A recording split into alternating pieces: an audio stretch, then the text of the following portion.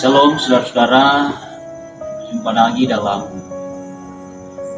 renungan pada hari ini, edisi Sabtu 28 Juni 2025 bersama PPGT Klasis Mikende Utara. Dari pelataran Gedung Gereja Toraja Jemaat Kandora, kami menyapa kita semua selalu sehat dalam kasih dan perlindungan Tuhan.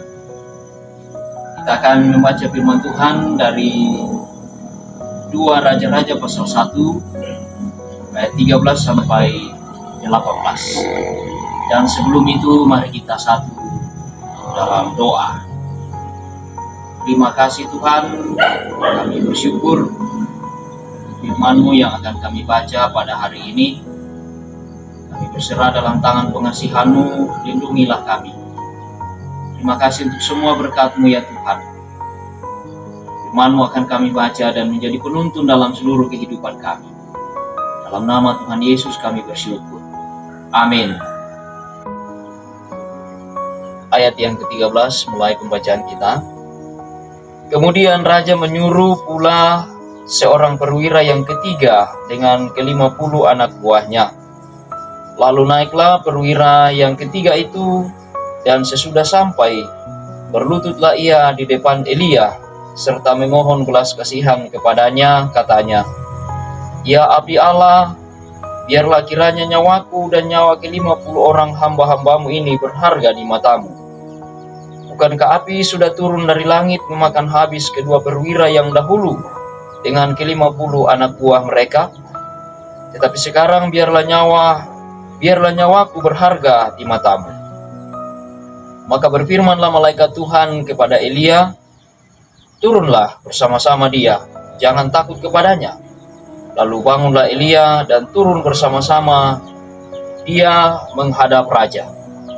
Berkatalah Elia kepada raja, "Beginilah firman Tuhan, oleh karena engkau telah mengirim utusan-utusan untuk meminta petunjuk kepada Baal Zebub, Allah di Ekron, seolah-olah tidak ada Allah di Israel untuk ditanyakan firman-Nya, maka sebab itu engkau tidak akan bangun lagi dari tempat tidur di mana engkau berbaring, sebab engkau pasti akan mati."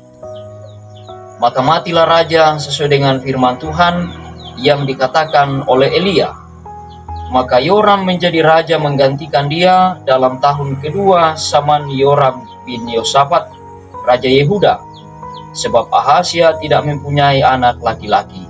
Selebihnya dari riwayat Ahazia, apa yang dilakukannya, bukankah semuanya itu tertulis dalam kitab sejarah raja-raja Israel?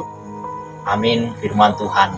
Demikian firman Tuhan yang kita dengarkan bersama dalam perenungan hari ini. Dan kita akan renungkan bersama dengan tema "Bertanyalah kepadanya".